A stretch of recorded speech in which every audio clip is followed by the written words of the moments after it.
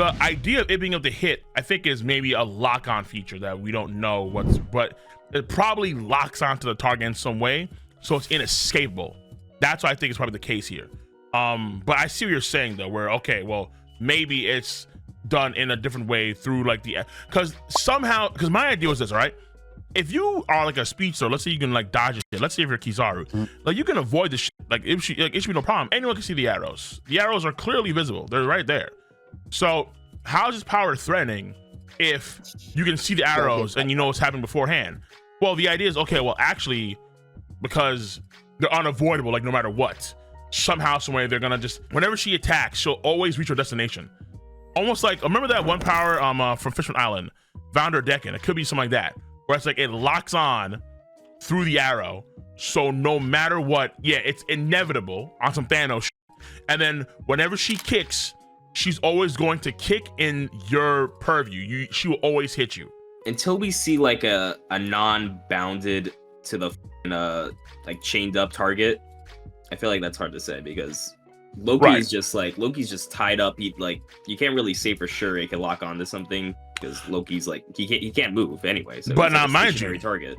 But now mind you, and the crazy part is that even despite what is happening here, let's say in powers and what we're seeing, and Loki's still bound up, Shamrock still says it wouldn't matter. You would still lose, which is crazy. We could always take that as like a world noble being cocky because a lot of the world nobles are.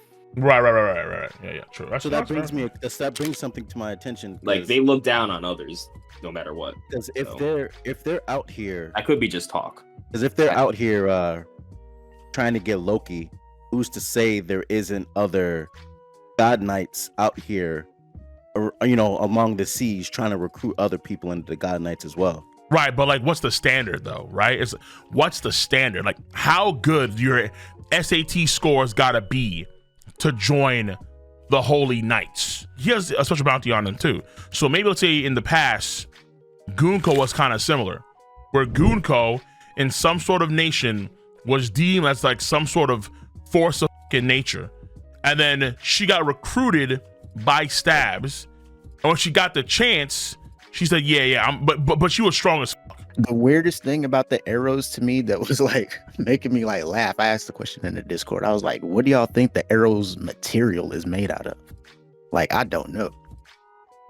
Like the arrows themselves, I don't believe they're cloth, but I think they are like energy from the fruit. So it's like, but they could be solid, they can be like flimsy and all types of stuff. It could like, be a deal with like thickness to it and all that. Like Diamante's fruit where it could flap and then harden when it needs to.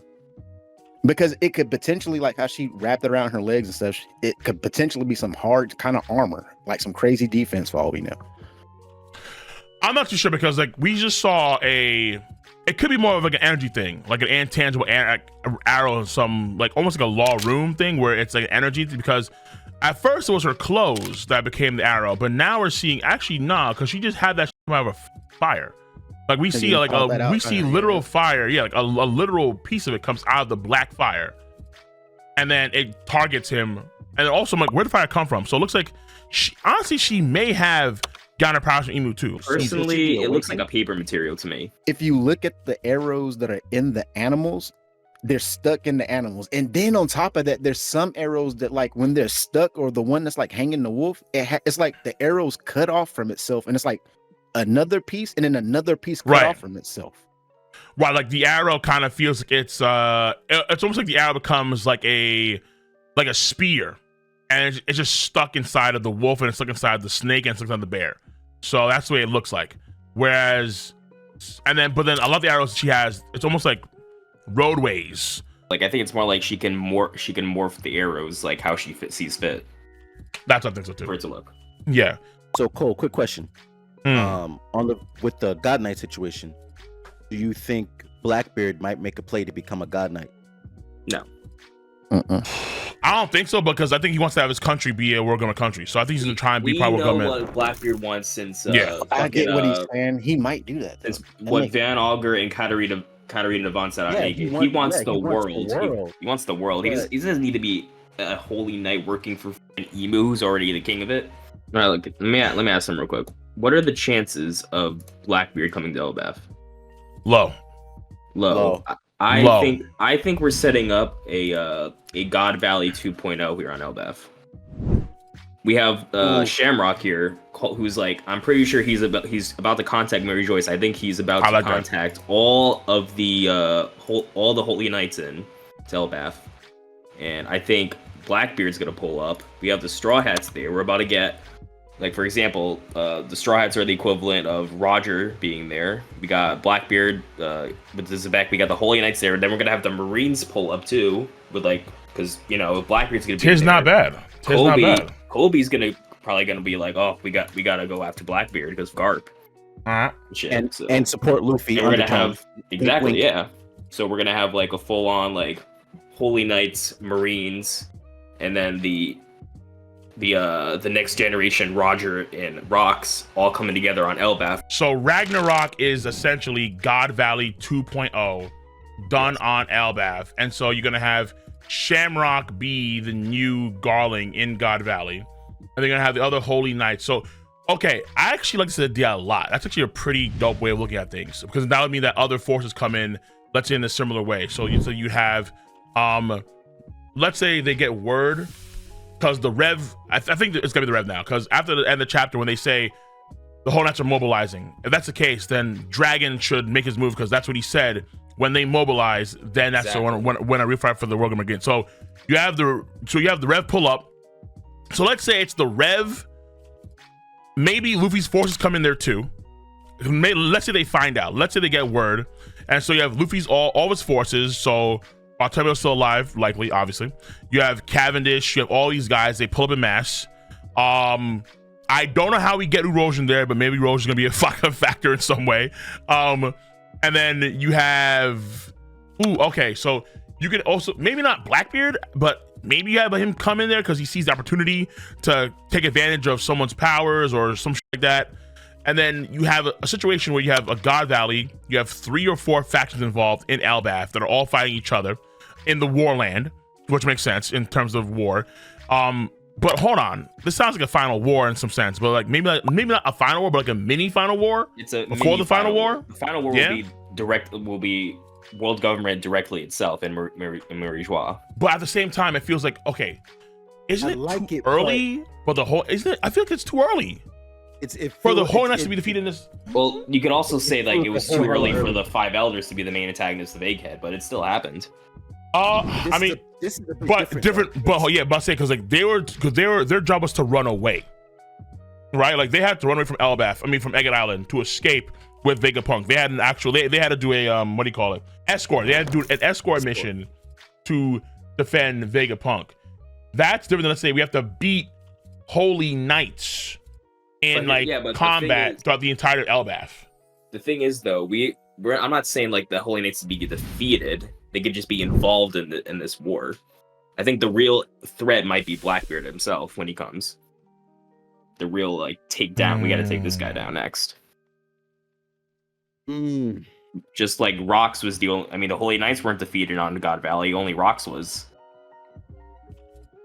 So I think, in a sense, you could say Blackbeard will be taken down in Elbaf. Potentially. If he does come. The thing is we still really don't know what happened on God Valley, and all we know is this could also be why they're looking for replacements, because their ranks are probably limited. Maybe all the most OGs died back then, and they haven't really needed to recruit. But now, since the world government's kind of picking up, they need the recruitment. Yeah, because I said it in my other video too, where I either did that maybe because normally we see it in the God Valley, I think in the God Valley flashback, and we see it when Dragon talks about them. There are 9 Holy Knights, but maybe they only have 8 or 7 now. So they want to fill in those gaps, and then so they need more people. Therefore, they're trying to recruit Loki. That's the idea. Yeah. And there is also 2 supporting arguments you can make for Blackbeard showing up in Elbaf, which one would be if, for example, to go after Law, because there's a strong possibility Law's gonna, Beppo's gonna bring Law ashore to Elbaf, because where else is he gonna go? The only options that he has is near Winter Island, where he got defeated, are Egghead, which is now in ruins, Wano, which like you can't really get to shore by swimming there in the first place because it's so high up. Right. And then there's all that's left is Elbaf. That's the only like safe place Beppo could really bring law to. A second one could be, which I think is the most likely reason, is I think Saul is the man with the burn scar, and he's been hiding the last road poneglyph on Elbaf. It might be like in the like basement of the Owl Library for all we know, and we're gonna come back to Saul showing Robin the final road poneglyph. Yeah, I mean, it is a coincidence that you got an owl there that can shrink things. Saul would be the best person, but I still kind of want to know what to deal with that ship. I think that could be. I think that's Cap. I think that's a tall tale like they could have made to like dissuade people from. You mean the black ship, the Black Pearl, with all the whirlpools around it? I feel like that could be like a fake news. Personally, that might be, but at the same time, okay. So, because here's the thing, right? If we do have God Valley 2.0 on Elbaf, which is a crazy idea, but it's possible. If we do have it on Elbaf. And has a lot, and this island has a lot of ties to the lore, Sun God Nika. I mean, even in, let's say, Film Red, they're doing Norse runes to summon a damn demon, right? You have magic circles that are already in this country that are not explained as to why they're there. But they bring in the Holy Knights from on high. They're trying to bring in more Holy Knights. You also may have to bring in the Marines too, because I think Kobe's gonna lead the Marines who come to Elbaf. I think it's Kainu. I think it has to be a Kainu. I don't see how, because if it's going to be a situation where you have Kobe is not that guy. He's not that guy to lead a whole armada of Marines to Warland Elbaf when these boys just saved him from Fullet Island. There's no way. But did Garp really show up with a whole armada?